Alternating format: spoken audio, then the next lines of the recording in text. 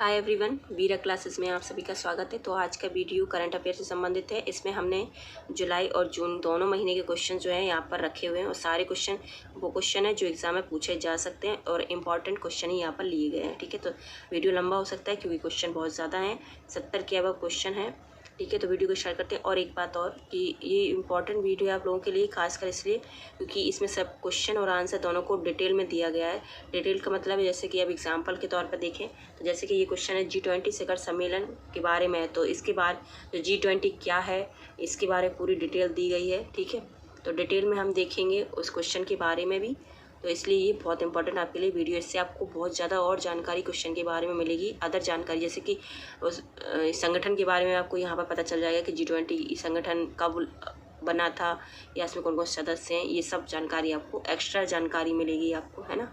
तो वीडियो को स्टार्ट करते हैं। फर्स्ट क्वेश्चन है, बुंदेलखंड एक्सप्रेसवे से संबंधित निम्न कथनों पर आपको विचार करना है। 16 जुलाई, खासकर डेट याद रखिए, यूपी का अगर आप एग्ज़ाम दे रहे हैं तो डेट याद रखिए। 16 जुलाई 2022 को प्रधानमंत्री नरेंद्र मोदी ने उत्तर प्रदेश के जालौन के ओरई तहसील में स्थित कैथरी गाँव कौन सा है? कैथरी गाँव, बुंदेलखंड एक्सप्रेसवे का उद्घाटन किया। सेकंड है, इस एक्सप्रेसवे की कुल लंबाई आप बिल्कुल याद रखिएगा 296.070 पॉइंट भी याद रखिएगा। ठीक है, किलोमीटर है। यह एक्सप्रेसवे 7 जिलों से होकर गुजरता है, चित्रकूट, बांदा, महोबा, हमीरपुर, जालौन, औरैया और इटावा से होकर ये गुजरता है। तो निम्न कथनों में कौन सा सही कथन है ये आपको बताना है। ठीक है, ऑप्शन को अच्छे से पढ़ लीजिए, वीडियो को पॉज करके फिर अपना आंसर कीजिएगा। तो इसका राइट आंसर हो जाएगा डी, उपर्युक्त तो सभी सही है। ठीक है, तो ये भी सही है, ये भी सही है, ये भी सही है। आगे बढ़ते हैं। नेक्स्ट क्वेश्चन है, वर्ष 2023 में G20 शिखर सम्मेलन भारत में कहाँ प्रस्तावित है? तो याद रखिएगा 2023 में जो G20 का शिखर सम्मेलन होना है वो भारत में होगा। तो भारत में कहाँ पर होगा? गांधीनगर, गुजरात, नई दिल्ली या शिमला। तो 2023 में G20 शिखर सम्मेलन भारत में होने वाला है, कहाँ पर? तो 2 का हो जाएगा बी, जम्मू एंड कश्मीर। अब हम देख लेते हैं G20 के बारे में थोड़ा सा। तो G20 शिखर सम्मेलन कब होगा भारत में? 2023 में। ये पहली बार होगा भारत में और कहाँ पर? जम्मू कश्मीर में। तो भारत G20 की अध्यक्षता करेगा 1 दिसंबर 2022 से, है ना, 1 दिसंबर 2022 से करेगा। बात करें G20 शिखर सम्मेलन 2022 की, तो 22 कब हुआ था? ये हुआ था 2022, कहाँ पर? बाली, इंडोनेशिया। अगर 2022 की पूछेगा तो बाली इंडोनेशिया है। ठीक है, 23 की पूछेगा तो भारत में होना है, जम्मू कश्मीर में। अगला क्वेश्चन है, हाल ही में किस राज्य में देश का पहला पूर्ण सौर ऊर्जा संचालित डेयरी संयंत्र बनने की आधारशिला रखी गई है? देश का पहला है, जो भी पहला होता है ना कुछ भी देश में पहले, तो वो क्वेश्चन जरूर पूछा जाता है, इसलिए इसको रखा गया। देश का पहला पूर्ण सौर ऊर्जा संचालित डेयरी संयंत्र बनने की आधारशिला कहाँ रखी गई है? केरल, तमिलनाडु, आंध्र प्रदेश या कर्नाटक। तो इसका राइट आंसर क्या हो जाएगा? केरल में। तो केरल में बना है पूर्ण सौर ऊर्जा संचालित डेयरी संयंत्र, इसकी आधारशिला रखी गई है अभी। अगला क्वेश्चन है, 28 जून 2022 को चौथा सिनर्जी सम्मेलन 2022 कहाँ पर हुआ? चौथा सिनर्जी सम्मेलन कहाँ पर हुआ? नई दिल्ली, पुणे, बेंगलुरु, देहरादून। तो इसका राइट आंसर 4 का हो जाएगा ए, नई दिल्ली में। तो चौथा सिनर्जी सम्मेलन कहाँ पर हुआ? नई दिल्ली में। ठीक है, आगे बढ़ने से पहले अगर आपको वीडियो अच्छा लगे तो एक लाइक, चैनल को सब्सक्राइब जरूर कर लेना। जो सिनर्जी है सम्मेलन, इसके बारे में थोड़ा सा देख लेते हैं। तो दिल्ली में ये होना है 28 जून 2022 को। होना था किसके बीच में? भारतीय सेना और रक्षा लेखा के बीच में। ठीक है, भारतीय सेना और रक्षा लेखा विभाग के बीच में ये हुआ है और इसकी सह अध्यक्षता किसने की है? थल सेना और प्रमुख कौन है? लेफ्टिनेंट जनरल BS राजू और रक्षा लेखा नियंत्रक रजनीश कुमार। ये इतना इम्पोर्टेंट नहीं है। इस सम्मेलन की प्राथमिक एजेंडे में क्या क्या शामिल है? अग्निपथ योजना पर विचार विमर्श करना। ठीक है, ये इंपॉर्टेंट है क्योंकि जो अग्निवीर पे बहुत ज़्यादा हंगामा हुआ था, आपको पता होगा भारत में, तो हो सकता है ये पूछ लिया जाए। और अग्निवीरों के लिए वेतन और भत्ते की सुनियोजित व्यवस्था के सही समय पर कार्यान्वयन करना। ठीक है, तो अग्निपथ पे विचार विमर्श के लिए ये सम्मेलन हुआ था, चौथा सिनर्जी सम्मेलन। कहाँ पर हुआ था? ऑप्शन में कहाँ पर हुआ था? नई दिल्ली। 5th क्वेश्चन है, हाल ही में पहली ब्रिक्स भ्रष्टाचार विरोधी 15 स्तरीय बैठक 2022 वर्चुअली किस देश की अध्यक्षता में संपन्न हुई? भारत, चीन, रूस, दक्षिण अफ्रीका। तो इसका राइट आंसर क्या हो जाएगा? जो ब्रिक्स की भ्रष्टाचार विरोधी मंत्री स्तरीय बैठक है वो चीन में हुई है, तो बी इसका राइट आंसर हो जाएगा, 5th का बी।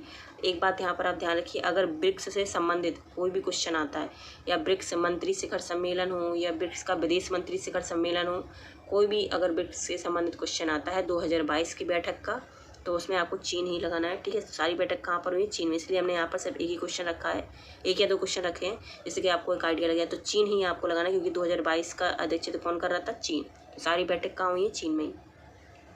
6 है, भारत सरकार द्वारा किस वर्ष एक गैर जीवाश्म बिजली क्षमता को 500 गीगावाट तक बढ़ाने का लक्ष्य रखा गया है? जो गैर जीवाश्म बिजली है, जो गैस जीवा बिजली क्षमता को 500 गीगावाट तक बढ़ाने का लक्ष्य रखा गया है 2026, 2045, 2030, 2036। तो 6 का राइट आंसर क्या हो जाएगा? सी, 2030। तो 2030 तक गैर जीवाश्म से जो बिजली बनेगी 500 गीगावाट तक का लक्ष्य रखा है 2030। 7 क्वेश्चन है, जुलाई 2022 में भारत किस वर्ष के लिए अमूर्त सांस्कृतिक विरासत के संरक्षण के लिए भारत को यूनेस्को के 2003 कन्वेंशन के अंतर सरकारी समिति में चुना गया है? तो किस वर्ष के लिए चुना गया है? वर्ष 2023-22-23, 22-26, 22-24 या 22-25। तो यूनेस्को के द्वारा चुना जो 2003 का कन्वेंशन की अंतर सरकारी समिति है उसके लिए भारत को किस वर्ष के लिए चुना गया है? अमूर्त सांस्कृतिक विरासत के संरक्षण के लिए। तो 7 का राइट आंसर हो जाएगा बी, वर्ष 2022 से 26 के लिए। 8 क्वेश्चन है, 15 जून 2022 को IMD विश्व प्रतिस्पर्धात्मकता सूचकांक जारी किया गया है। IMD के द्वारा किया जाता है विश्व प्रतिस्पर्धात्मकता सूचकांक। इससे संबंधित कथन आपको बताना है कौन सा सही है। फर्स्ट है, इस सूचकांक में कुल 63 देशों को शामिल किया गया है। सेकंड है, इस सूचकांक में डेनमार्क को शीर्ष स्थान पर रखा गया है। थर्ड है, भारत इस सूचकांक में 37वें स्थान पर है। तो उपरोक्त में से कौन सा कथन सही है?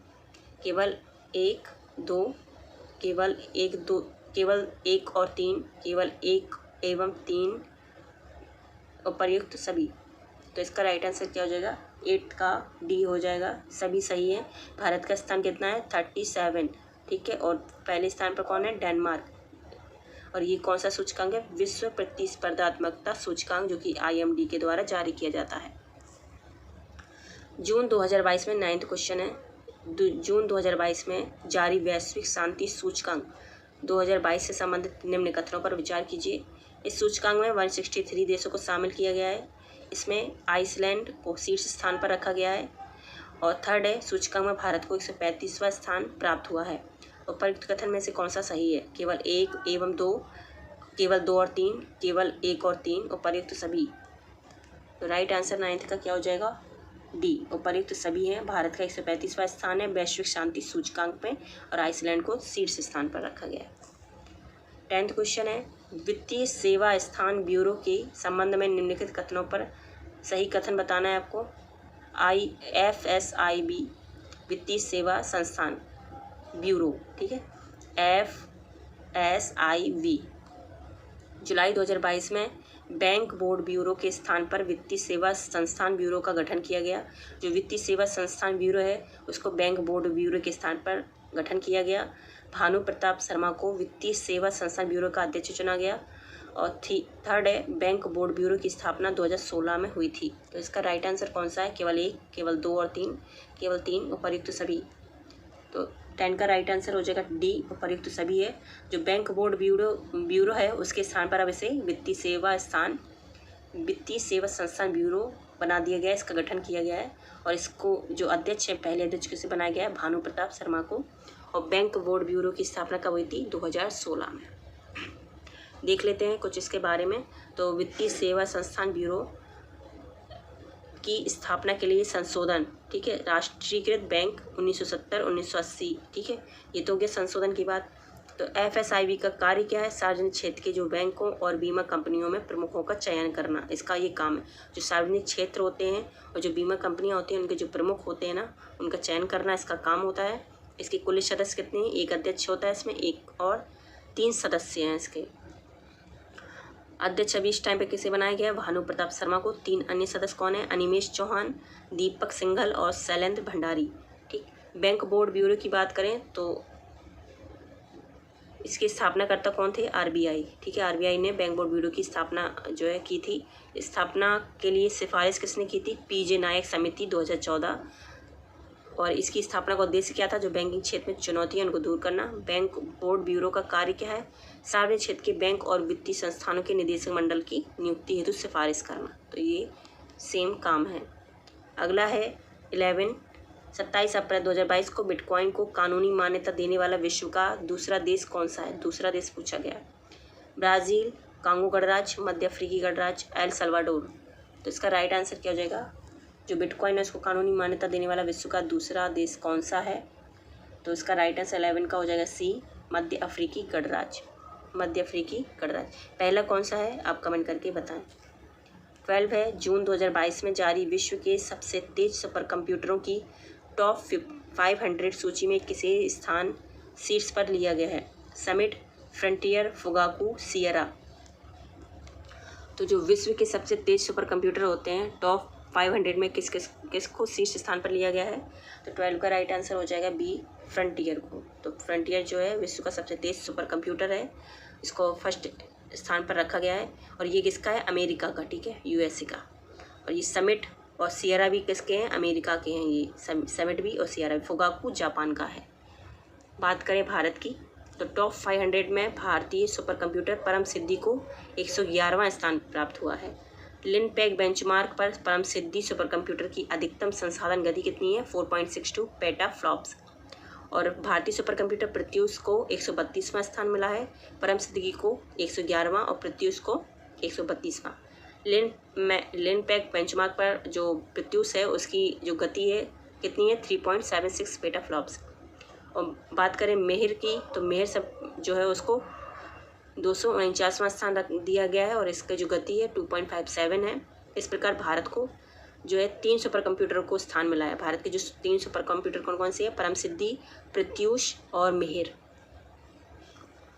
13 है, जून 2022 को जुलजाना नामक ठोस ईंधन वाले रॉकेट का सफलतापूर्वक परीक्षण किस देश ने किया? पाकिस्तान, इराक, ईरान या संयुक्त अरब अमीरात। जुलजाना नामक ठोस ईंधन वाले रॉकेट का सफलतापूर्वक परीक्षण किसने किया? तो 13 का राइट आंसर हो जाएगा सी, ईरान।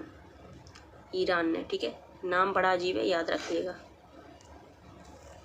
14 है, राजस्थान के किस जिले में हाल ही में यूरेनियम के विशाल भंडार की खोज की गई? बांसवाड़ा, सीकर, सिरोही या टोंक। इसका राइट आंसर क्या हो जाएगा? राजस्थान के किस स्थान पर यूरेनियम के विशाल भंडार की खोज की गई? 14 का हो जाएगा बी, सीकर में। अब देख लेते हैं थोड़ा सा यूरेनियम के बारे में। तो राजस्थान में यूरेनियम की खोज की गई कहाँ पर? सीकर जिले में। और ये खंडेला तहसील में स्थित है। रोहिल खंडेला जो तहसील है वहाँ पर है। भंडार लगभग 12 मिलियन टन मिला है। यूरेनियम प्राप्त राज्य कौन कौन से हैं देख लेते हैं। आंध्र प्रदेश, झारखंड, अब तीसरे नंबर पर हो गया है राजस्थान। पहले नंबर पर आंध्र प्रदेश, फिर झारखंड और अब हो गया है राजस्थान। तो 3 राज्य हो चुके हैं जहाँ पर यूरेनियम की खोज की जा चुकी है। और वर्तमान में यूरेनियम का खनन कहाँ पर होता है? जादूगोड़ा, झारखंड और आंध्र प्रदेश में। दूसरा स्थान बात करें विश्व की, तो विश्व में यूरेनियम के 3 उत्पादक राज्य कौन कौन से हैं? पहला है कजाकिस्तान, दूसरा है कनाडा, तीसरा है ऑस्ट्रेलिया। अब इसकी जो स्थिति है ना यूरोपियन जो यूरेनियम उत्पादन की, तो वर्ल्ड पॉपुलेशन रिव्यू के अनुसार कजाकिस्तान पहले नंबर पर आता है, फिर कनाडा, फिर ऑस्ट्रेलिया। लेकिन वहीं दूसरी रिपोर्ट जो है वर्ल्ड न्यूक्लियर एसोसिएशन की, उसमें कजाकिस्तान तो है ही पहले नंबर पर दूसरे नंबर पर आता नामीबिया, कनाडा और ऑस्ट्रेलिया। तो ये दोनों ही रिपोर्ट आप याद रखिएगा, पता नहीं किसकी भी पूछ ली जाए, तो कजाकिस्तान पहले ही नंबर पर है, ठीक है, दोनों में। बात करें यूरेनियम की, प्रतीक इसका यू है। प्रकृति में यूरेनियम प्राप्त होता है यूरेनियम 238 और यूरेनियम 235 के रूप में। इसका परमाणु क्रमांक है 92। उपयोग कहाँ कहाँ होता है? विद्युत पैदा करने में, परमाणु ऊर्जा, रक्षा उपकरण, दवा और फोटोग्राफी में। 15 क्वेश्चन है, हाल ही में केंद्रीय स्वास्थ्य मंत्री डॉक्टर मनसुख मंडाविया द्वारा घोषित स्वदेशी टीबी संक्रमण त्वचा परीक्षण को क्या नाम दिया गया है? MTB, LTB, CTB या ATB। तो राइट आंसर इसका क्या है? स्वदेशी टीबी संक्रमण त्वचा परीक्षण। तो इस 15 का राइट आंसर क्या हो जाएगा? CTB नाम दिया गया, CTB। 15 का C। 16 है, 16 जुलाई 2022 को भूपेंद्र सिंह का निधन हो गया। वह कौन थे? तबला वादक, संतूर वादक, सितार वादक या पार्श्व गायक। तो पार्श्व यानी प्ले सिंगर थे, प्लेबैक सिंगर। तो इसका राइट आंसर क्या हो जाएगा? 16 का D, प्लेबैक सिंगर थे। 17 है मई 2022 में फर्डिनेंड मार्कोस जूनियर, नाम याद रखिए, फर्डिनेंड मार्कोस जूनियर किस देश के राष्ट्रपति निर्वाचित हुए? Maldives, Cambodia, Philippines, Vietnam. Ferdinand Marcos junior किस देश के राष्ट्रपति निर्वाचित किए गए? तो 17 का राइट आंसर हो जाएगा सी, फिलीपींस। 18 है 1 जुलाई 2022 को किसने financial action task force FATF के नए अध्यक्ष के रूप में पदभार ग्रहण किया? R Ravi Kumar, doctor Marcus Plier, T Raja Kumar, Andrea Jolly. तो 18 का राइट आंसर क्या हो जाएगा? FATF के अध्यक्ष कौन बनाए गए? टी राजा कुमार को बनाया गया है। तो देख लेते हैं FATF क्या है। इसकी स्थापना कब G7 द्वारा इसको स्थापित किया गया था 1989 में। मुख्यालय है पेरिस, फ्रांस में, और कुल सदस्य हैं 39। यह एक अंतर सरकारी निकाय है और ग्लोबल मनी लॉन्ड्रिंग और टेररिस्ट फाइनेंसिंग वॉचडॉग एजेंसी है यह, ठीक है। अगला क्वेश्चन है 19 जून 2021 में कौन महिला cricketer federation of international cricketer association FICA की पहली महिला अध्यक्ष चुनी गई है? पहली महिला अध्यक्ष हैं, तो याद रखिए ये क्वेश्चन, ठीक है। महिला cricketer federation of international cricket association FICA, Meg Lanning, Lisa Sthalekar, Lee Ann Hunter, Belinda Clark. तो 19 का राइट आंसर हो जाएगा बी, लिसा स्टालेकर को बनाया गया है FICA का अध्यक्ष। 20 है मई 2022 में किसने कोस्टा रिका के नए राष्ट्रपति के रूप में पदभार ग्रहण किया? रॉड्रिगो चावेस रोबल्स, जोस मारिया फिगुएस, पिलर सिस्त्रेरोस, लिनेथ साबोरिया चावेरी। तो कोस्टा रिका के नए राष्ट्रपति किसे बनाया गया है? 20 का हो जाएगा ए, रॉड्रिगो चावेस रोबल्स। 21 जन समर्थन पोर्टल के संबंध में कौन सा कथन सही है? मई 2022 में भारत सरकार ने जन समर्थन पोर्टल लॉन्च करने की घोषणा की। शुरुआती चरण में इस पोर्टल पर सरकार की 15 योजनाओं को शामिल किया गया। तो कौन सा सही है? केवल एक, केवल दो, एक और दो दोनों, ना तो एक ना तो दूसरा। तो 21 का राइट आंसर हो जाएगा सी, एक और दो दोनों सही है, ठीक है। मई 2022 में इसको लॉन्च किया गया था और 15 योजनाओं को इसमें शुरुआत में शामिल किया गया।